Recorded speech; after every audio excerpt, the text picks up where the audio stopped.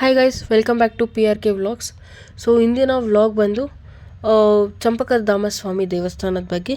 ಈ ದೇವಸ್ಥಾನ ಬಂದು ಪ್ರಸ್ತುತ ಬನ್ನೇರುಘಟ್ಟದಲ್ಲಿದೆ.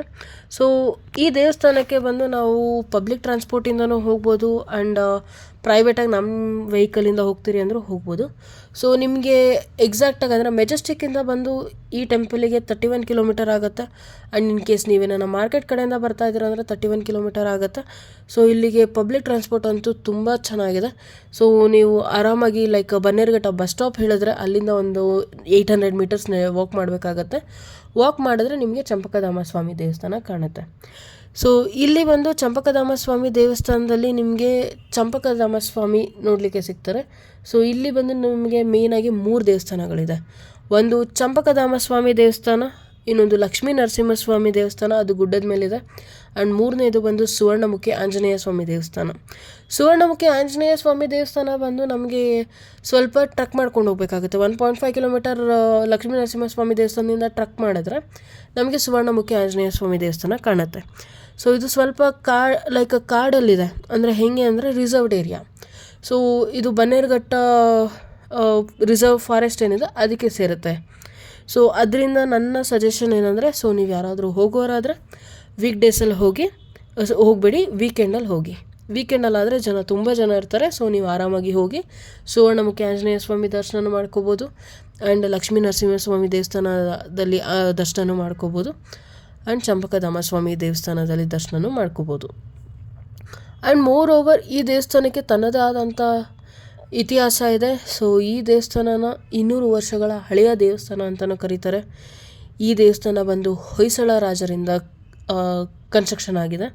ಸೊ ಹೊಯ್ಸಳ ರಾಜರು ಆಗಿನ ಕಾಲದಲ್ಲಿ ಅವ್ರದ್ದು ವಾಸ್ತುಶಿಲ್ಪ ಏನಿತ್ತು ಅದೇ ರೀತಿ ಈ ದೇವಸ್ಥಾನವನ್ನು ಕನ್ಸ್ಟ್ರಕ್ಟ್ ಮಾಡಿದ್ದಾರೆ. ಆ್ಯಂಡ್ ದೇವಸ್ಥಾನದ ಟೈಮಿಂಗ್ ಬಂದು ಮಾರ್ನಿಂಗ್ 6 AM ಇಂದ 12 PM ತನಕ ಓಪನ್ ಇರುತ್ತೆ ಆ್ಯಂಡ್ ಈವ್ನಿಂಗ್ 5 PM ಇಂದ 7 PM ತನಕ ಓಪನ್ ಇರುತ್ತೆ.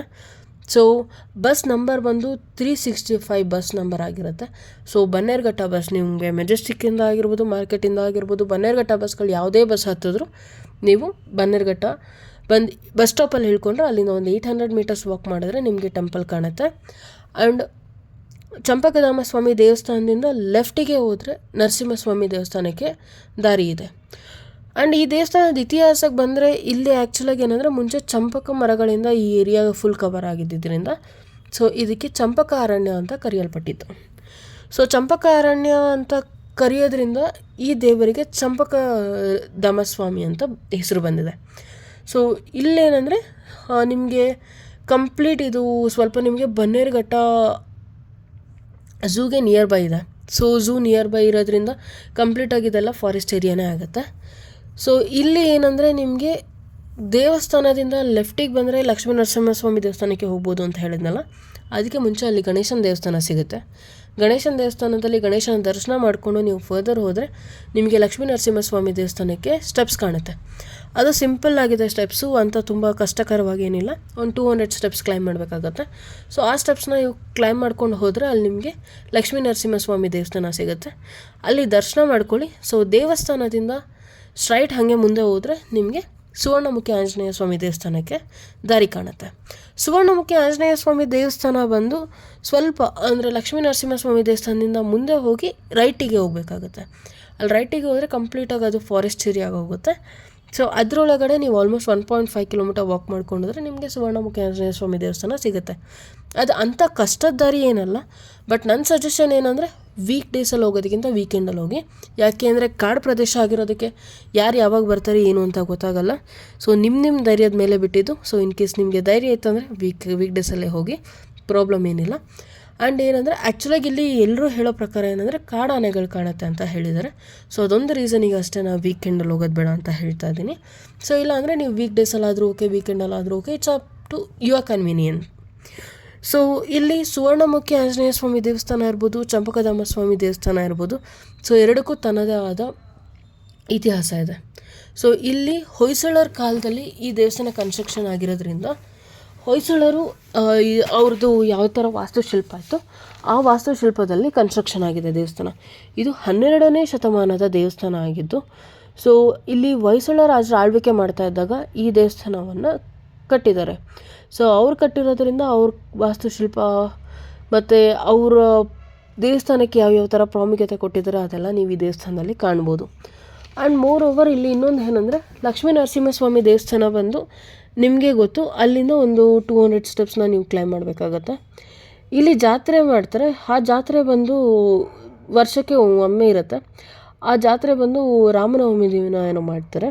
ಸೊ ಪ್ರತಿ ಅಮಾವಾಸ್ಯೆಯಂದು ಇಲ್ಲಿ ಕಲ್ಯಾಣಿಯಲ್ಲಿ ಸ್ನಾನ ಮಾಡಲು ಭಕ್ತರು ಹೆಚ್ಚಿನ ಸಂಖ್ಯೆಯಲ್ಲಿ ಬರ್ತಾರೆ. ಅಂದರೆ ಇಲ್ಲಿ ಸುವರ್ಣಮುಖಿ ಆಂಜನೇಯ ಸ್ವಾಮಿ ದೇವಸ್ಥಾನ ಇದೆಯಲ್ಲ, ಅಲ್ಲಿ ಹನುಮಂತನ ದೇವರಿದೆ. ಸೊ ಹನುಮಂತನ ಪೂಜೆ ಮಾಡೋದಕ್ಕೆ ಅಂತ ಪ್ರತಿ ಅಮಾವಾಸ್ಯೆ ದಿನ ಇಲ್ಲಿಗೆ ಜನ ಹೆಚ್ಚಿನ ಸಂಖ್ಯೆಯಲ್ಲಿ ಬಂದು ದರ್ಶನ ಮಾಡಿಕೊಂಡು ಕಲ್ಯಾಣಿ ಸ್ನಾನ ಮಾಡ್ಕೊಂಡು ಹೋಗ್ತಾರೆ. ಆ್ಯಂಡ್ ಪರ್ವತದ ಹಿಂದೆ ಲಕ್ಷ್ಮೀ ನರಸಿಂಹಸ್ವಾಮಿ ದೇವಸ್ಥಾನ ಇದೆಯಲ್ಲ, ಅಲ್ಲಿಂದ ಜಸ್ಟ್ 1.5 ಕಿಲೋಮೀಟರ್ ಆಗುತ್ತೆ ಅಷ್ಟೇ, ಕಾಡಿನೊಳಗಡೆ ಹೋಗಬೇಕಾಗತ್ತೆ. ಸೊ ಅಲ್ಲಿ ನೀವು 1.5 ಕಿಲೋಮೀಟರ್ ಟ್ರಕ್ ಮಾಡ್ಕೊಂಡು ಹೋದರೆ ಸೊ ನಿಮಗೆ ಸುವರ್ಣಮುಖಿ ಆಂಜನೇಯ ಸ್ವಾಮಿ ದೇವಸ್ಥಾನ ಕಾಣುತ್ತೆ. ಸೊ ಈ ದಾರಿಯಲ್ಲಿ ಹೋಗ್ತಾ ನಿಮಗೆ ಅಂದರೆ ಏನಂದರೆ ಒಂದು ಕಲ್ಲಿಂದ ಮನೆಗಳು ಕಟ್ಟಿದಂಗೆ ಕಾಣುತ್ತೆ. ಸೊ ಆ ಕಲ್ಲಿಂದ ಮನೆ ಕಟ್ಟಿರೋದು ಬಂದು ಅದು ಜನಗಳ ಹರಕೆ ಆ್ಯಂಡ್ ನಂಬಿಕೆ. ಸೊ ಈಗ ಯಾರಾದರೂ ಮನೆ ಕಟ್ಟಬೇಕು ಅಂತ ಇದೆ ಅಂದರೆ ಸೊ ಅವರು ಅಲ್ಲಿ ಒಂದು 7 ಸುತ್ತಿನ ಕೋಟೆ ಥರ ಇದೆ. ಸೊ ಅಲ್ಲಿ ಎಂಟ್ರಿ ಆಗಿ ಫುಲ್ಲು ಕಂಪ್ಲೀಟಾಗಿ ಅದನ್ನ ಸುತ್ತು ಹೊಡೆದು ಅಲ್ಲವರು ಅವ್ರು ಅಂದ್ಕೊಂಡಿರೋ ಪ್ರಕಾರ ಒಂದು 7 ಕಲ್ಲನ್ನ ಇಲ್ಲ 9 ಕಲ್ಲನ್ನ ಜೋಡಿಸಿ ಮನೆ ಕಟ್ಕೋಬೇಕು ಅಂತ ಬೇಡ್ಕೊಂಡು ದೇವ್ರ ಹತ್ರ ವಾಪಸ್ ಬರ್ತಾರೆ. ಸೊ ಇಲ್ಲಿನ ಪ್ರಾಮುಖ್ಯತೆ ಏನಂದರೆ ಇಲ್ಲಿ ಯಾರ್ಯಾರು ಬೇಡ್ಕೊಂಡು ಹೋಗ್ತಾರೋ ಅವರೆಲ್ಲ ಮನೆ ಕಟ್ತಾರೆ ಅನ್ನೋದು ಇಲ್ಲಿನ ಜನಗಳ ನಂಬಿಕೆ. ಸೊ ಅದು ನಂಬಿ ಬಿಡಿ, ಅದು ನನಗೆ ಗೊತ್ತಿಲ್ಲ. So it's up to you. So ಇಲ್ಲಿಂದ ನಾವು ಮುಂದೆ ಹೋದರೆ ನಮಗೆ ಕಾಣೋದೆ ಸುವರ್ಣಮುಖಿ ಆಂಜನೇಯ ಸ್ವಾಮಿ ದೇವಸ್ಥಾನ. ಸೊ ಇಲ್ಲಿ ಏನಂದರೆ ಸುವರ್ಣಮುಖಿ ಆಂಜನೇಯ ಸ್ವಾಮಿ ದೇವಸ್ಥಾನದಲ್ಲಿ ಕಲ್ಯಾಣಿಗೆ ತನ್ನದೇ ಆದ ಪ್ರಾಮುಖ್ಯತೆ ಇದೆ. ಅಂದರೆ ಏನಂದರೆ ಈ ಕಲ್ಯಾಣಿಯಲ್ಲಿ ಎಲ್ರಿಗೂ ಇರೋ ನಂಬಿಕೆ ಏನಂದರೆ ಇಲ್ಲಿ ಸ್ನಾನ ಮಾಡಿದ್ರೆ, ಈ ಕಲ್ಯಾಣಿಯಲ್ಲಿ ಸ್ನಾನ ಮಾಡಿದ್ರೆ ಯಾವುದೇ ಥರ ಚರ್ಮ ರೋಗಗಳಿದ್ರೂ ನಿವಾರಣೆ ಆಗುತ್ತೆ ಅನ್ನೋದು. ಈಗ ನೀವೇನಂದರೆ ಲೈಕ್ ಇದಕ್ಕೆ ಒಂದು ಉದಾಹರಣೆ ಅಂತ ಹೇಳೋದಲ್ಲ, ಇದಕ್ಕೂ ಒಂದು ಇತಿಹಾಸ ಅನ್ನೋದಿದೆ. ಯಾವ ಥರ ಅಂದರೆ ಪಾಂಡವರ ವಂಶಸ್ಥರಲ್ಲಿ ಒಬ್ಬರು ಜನಮೇಜಯ ರಾಜ ಅಂತ ಇರ್ತಾರೆ. ಆ ಜನಮೇಜಯ ರಾಜ ಬಂದು ಯಾವುದೋ ಒಂದು ಲೈಕ್ ಚರ್ಮ ರೋಗದಿಂದ ಬಳಲ್ತಾ ಇರ್ತಾರೆ. ಇದರಿಂದ ಸೊ ಅವರು ಒಂದು ಋಷಿನ ಭೇಟಿಯಾಗಿ ಈ ಚರ್ಮ ರೋಗದಿಂದ ಮುಕ್ತಿನ ಹೆಂಗೆ ಹೊಂದೋದು ಅಂತ ಕೇಳ್ತಾರೆ. ಅದಕ್ಕೆ ಋಷಿಗಳು ಏನು ಹೇಳ್ತಾರೆ, ಸೊ ನೀವು ನಿಮ್ಮ ಪೂರ್ವಿಕರು ಕಟ್ಟಿರ್ತಾರಲ್ಲ, ಆ ಕಟ್ಟಿರ್ತಕ್ಕಂಥ ದೇವಸ್ಥಾನಗಳಲ್ಲೆಲ್ಲ ಹೋಗಿ ಸೇವೆನ ಸಲ್ಲಿಸ್ಕೊಬನ್ನಿ ಅಂತ ಹೇಳ್ತಾರೆ. ಸೊ ಹಾಗಾಗಿ ಓಕೆ, ಋಷಿಗಳು ಹೇಳಿದಾರಲ್ಲ ಈ ಥರ, ಸರಿ ಆಯಿತು, ಎಲ್ಲ ದೇವಾಲಯಕ್ಕೂ ಹೋಗ್ಬಿಟ್ಟು ಸೇವೆ ಸಲ್ಲಿಸೋಣ ಅಂದ್ಬಿಟ್ಟು ಅವರು ಪ್ರತಿಯೊಂದು ದೇವಸ್ಥಾನಕ್ಕೂ, ಅಂದರೆ ಪಾಂಡವರ ಆಗಿನ ಕಾಲದಲ್ಲಿ ಯಾವುದ್ಯಾವ ದೇವಸ್ಥಾನ ಕನ್ಸ್ಟ್ರಕ್ಟ್ ಮಾಡಿದರು ಆ ದೇವಸ್ಥಾನಕ್ಕೆಲ್ಲ ಹೋಗಿ ಅವ್ರು ಸೇವೆನ ಸಲ್ಲಿಸ್ತಾ ಇರ್ತಾರೆ. ಒಂದಿನ ಅವ್ರು ಬಂದು ಚಂಪಕಧಾಮ ಸ್ವಾಮಿ ದೇವಸ್ಥಾನದ ಹತ್ರ ಬರ್ತಾರೆ. ಸೊ ಅವ್ರು ಎಲ್ಲ ದೇವಸ್ಥಾನಗಳಲ್ಲೂ ದರ್ಶನ ಮಾಡಿ ತೀರ್ಥಯಾತ್ರೆ ಮಾಡುವಾಗ ಸೊ ಇಲ್ಲಿ ಚಂಪಕಧಾಮ ಸ್ವಾಮಿ ದೇವಸ್ಥಾನ ಬಂದಾಗ ಇಲ್ಲೂ ಅದೇ ಥರನೇ ಸೇವೆ ಮಾಡಿ ತೀರ್ಥಯಾತ್ರೆ ಮಾಡೋಣ ಅಂತ ಬರ್ತಾರೆ. ಸೊ ಇದು ಸ್ವಲ್ಪ ಕಾಡಿನೊಳಗಡೆ ಇರೋದ್ರಿಂದ ಆ ದೇವಸ್ಥಾನ ಅವರು ಓಡಾಡಿ ತುಂಬ ಸುಸ್ತಾಗಿರುತ್ತೆ. ಸೊ ಅವ್ರ ಜೊತೆ ಒಂದು ನಾಯಿನೂ ಇರುತ್ತೆ. ಸೊ ಆ ನಾಯಿಗೂ ಸೇಮ್ ಕಾಯಿಲೆಯಿಂದ ಆ ನಾಯಿನೂ ಬಳಲ್ತಾ ಇರುತ್ತೆ. ಸೊ ಅಲ್ಲೇನಾಗುತ್ತೆ ಅಂದರೆ ಲೈಕ್ ಆ ನಾಯಿಗೆ ಬಾಯಾರಿಕೆ ಆಗಿ ತುಂಬ ಅಂದರೆ ಏನಂದರೆ ನೀರು ಬೇಕು ಅಂತ ಹೋಗಿ ಅಲ್ಲಿ ಕಲ್ಯಾಣಿ ಇರುತ್ತಲ್ವ, ಆ ಕಲ್ಯಾಣಿಯಲ್ಲಿ ಬಾಯಾರಿಕೆಗೆ ಅಂತ ನೀರನ್ನ ಕುಡಿಯುತ್ತೆ. ಸೊ ಆ ನೀರನ್ನ ಕುಡಿದಿದ ತಕ್ಷಣ ಆ ನಾಯಿಗೆ ತನಗಿದ್ದಂಥ ಕಾಯಿಲೆ ಮಾಯ ಆಗುತ್ತೆ. ಸೊ ಇದನ್ನು ನೋಡಿ ರಾಜ ಆಶ್ಚರ್ಯಗೊಂಡು ಸೊ ಅಲ್ಲಿರೋ ನೀರಲ್ಲಿ ಸ್ನಾನ ಮಾಡಿ ತನ್ನ ಕಾಯಿಲೆನ ವಾಸಿ ಮಾಡ್ಕೋತಾರೆ. ಸೊ ಅಲ್ಲಿ ಸ್ನಾನ ಮಾಡಿದ ತಕ್ಷಣ ಏನಾಗುತ್ತೆ, ಆ ರಾಜನಿಗೆ ಇದ್ದ ಕಾಯಿಲೆ ಮಾಯ ಆಗುತ್ತೆ. ಸೊ ಆ ರೀಸನಿಂದನೇ ಇದನ್ನು ಸುವರ್ಣಮುಖಿ ಕುಳ ಅಂತ ಕರೆಯಲ್ಪಟ್ಟಿದೆ. ಸೊ ಅದರಿಂದ ಏನಂದರೆ ಇಲ್ಲಿ ಯಾವುದೇ ಥರ ಚರ್ಮ ಕಾಯಿಲೆ ಇರೋರಾದರೂ ಹೋಗಿ ಸ್ನಾನ ಮಾಡಿಕೊಂಡು ಬೇಡ್ಕೊಬಂದರೆ ಅವ್ರ ಕಾಯಿಲೆಗಳು ವಾಸಿಯಾಗುತ್ತೆ ಅನ್ನೋದು ಜನರ ನಂಬಿಕೆ. ಆ್ಯಂಡ್ ಇಲ್ಲಿ ಏನಂದರೆ ಕೆಳಭಾಗದಲ್ಲಿ ಹನುಮಂತನ ವಿಗ್ರಹ ಇದೆ. ಆ ಹನುಮಂತನ ವಿಗ್ರಹ ಬಂದು ವರ್ಷಕ್ಕೆ ಒಮ್ಮೆ ಮಾತ್ರ, ಅಂದರೆ ಜಾತ್ರೆ ದಿನದಂದು ವಿಗ್ರಹ ನಮಗೆ ನೋಡೋದಕ್ಕೆ ಸಿಗುತ್ತೆ. ಅಂದರೆ ಆ ಜಾತ್ರೆ ಯಾವಾಗ ಆಗುತ್ತೆ ಅಂದರೆ ಪ್ರತಿ ವರ್ಷ ರಾಮನವಮಿ ಒಂದು. ಆ ರಾಮನವಮಿ ಒಂದು ಏನಾಗುತ್ತೆ, ಸೊ ಅಲ್ಲಿ ದೇವಸ್ಥಾನದಲ್ಲಿ ಕಲ್ಯಾಣಿಯಲ್ಲಿರೋ ನೀರನ್ನೆಲ್ಲ ಹೊರಗಡೆ ಬಿಡ್ತಾರೆ. ಅಲ್ಲಿ ಒಳಗಡೆ ಆಂಜನೇಯ ಸ್ವಾಮಿ ದರ್ಶನ ಮಾಡ್ಕೋಬೋದು. ಸೊ ಆಂಜನೇಯ ಸ್ವಾಮಿ ದರ್ಶನ ಮಾಡ್ಕೊಂಡು ಅಲ್ಲಿ ಪೂಜೆಗಳು ಎಲ್ಲ ಮುಗಿಸಿದಾದ್ಮೇಲೆ ಮತ್ತೆ ನೀರನ್ನ ಬಿಡ್ತಾರೆ. ಸೊ ನಾರ್ಮಲಾಗಿ ಅದು ಕಲ್ಯಾಣಿ ಹೇಗಿರುತ್ತೋ ಅದು ಹಂಗಾಗತ್ತೆ. ಆ್ಯಂಡ್ ಮೋರ್ ಓವರ್ ಇನ್ನೊಂದೇನೆಂದರೆ ವರ್ಷಕ್ಕೆ ಒಮ್ಮೆ ಮಾತ್ರ ಇದು ಓಪನ್ ಆಗೋದು ಕಲ್ಯಾಣಿ. ಸೊ ನೀವು ಆ ಕಲ್ಯಾಣಿಯಲ್ಲಿ ಇನ್ ಕೇಸ್ ಹನುಮಂತನ ದರ್ಶನ ಮಾಡ್ಕೋಬೇಕಂದ್ರೆ ನಿಮಗೆ ಇರೋದು ಒಂದೇ ಆಪ್ಷನ್ನು, ರಾಮನವಮಿ ದಿನ ಹೋಗಿ ದೇವ್ರ ದರ್ಶನ ಮಾಡ್ಕೊಳ್ಳಿ.